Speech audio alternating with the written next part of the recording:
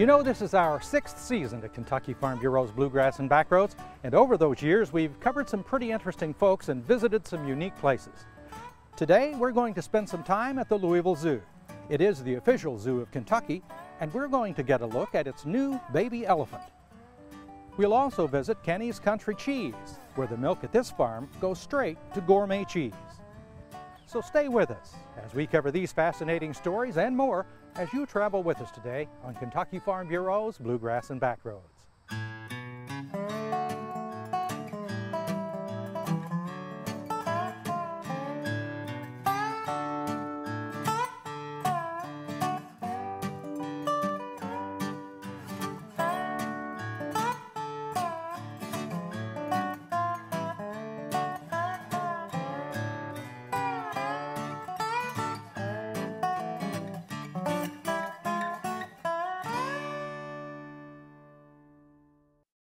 Welcome back to Kentucky Farm Bureau's Bluegrass and Backroads. The Louisville Zoo, in its 38-year history, has dedicated itself to the pursuits of education, conservation, scientific study, and recreation. Today we're going to take a closer look at all of these initiatives.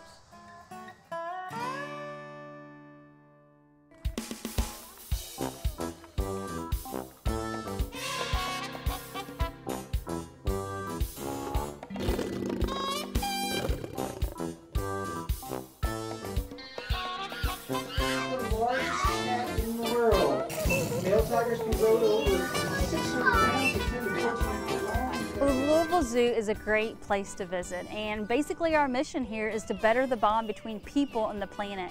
We want people to come here and have a good time, enjoy their family together, and just reconnect with nature.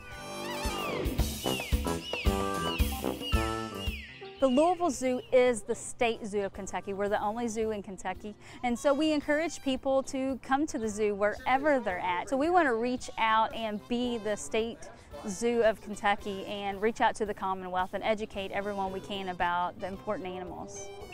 I think when you come here, you can feel a bond with these animals, and all of our animals here are ambassadors to the relatives in the wild. A lot of these animals, when we talk about the wild, there really isn't a wild left. For example, black-footed ferrets, there actually is a reintroduction effort where we can reintroduce those animals out in the U.S., but most of these animals from continents like Africa and Asia, there is no wild to reintroduce them, even if that was a possibility. This little girl right here is a black-footed ferret. Her name is Slippers. She's about 3 years old. She is the rarest mammal in North America. Although she looks like the ferret that people keep as pets oftentimes, this is not the same animal. Black-footed ferrets are native to the western plain states of the United States. They've never been domesticated in any way, shape, or form. I cannot handle her, can't pet her, can't pick her up. So these guys are very wild animals, and we want them to be wild, actually, because the Louisville Zoo is part of a reintroduction program. Basically, the big problem with these guys is the fact that they feed mainly on prairie dogs.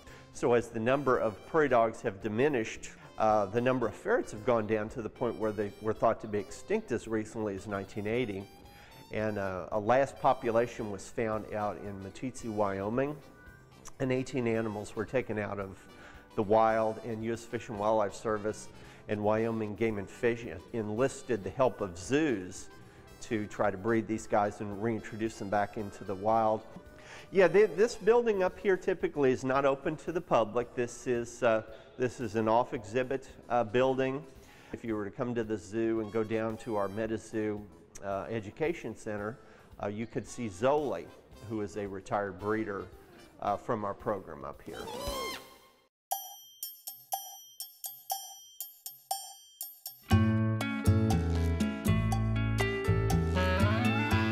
This is Scotty, and Scotty's currently 16 months old, weighs in at about 1,300 pounds. This is his mom. Her name is Mickey. She's 23 now, and she weighs in right at 8,500. And then our Asian at the far end is we call Ant Punch, but it's just a female Asian elephant. And Punch goes right at 10,000 pounds and is 38 years old.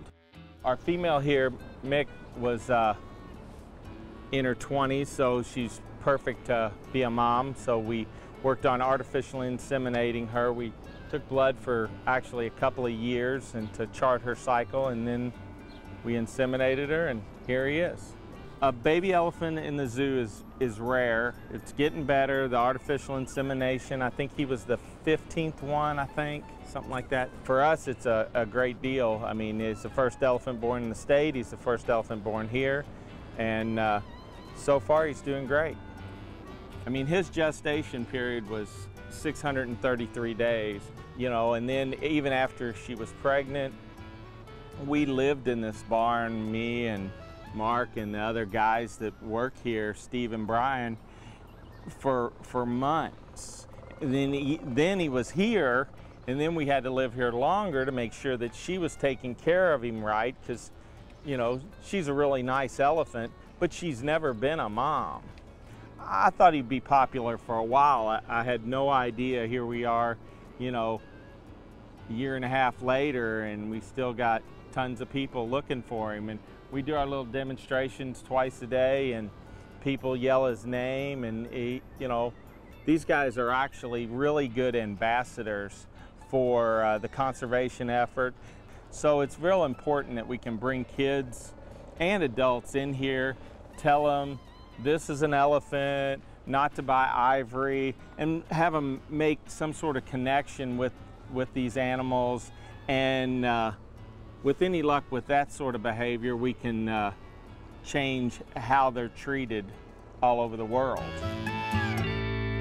Here at the Louisville Zoo, we have more than 1,300 animals, and to be able to see a naked mole rat, some people have maybe never even heard of that animal, or a gorilla, or an elephant, to be able to say, wow, these creatures are amazing.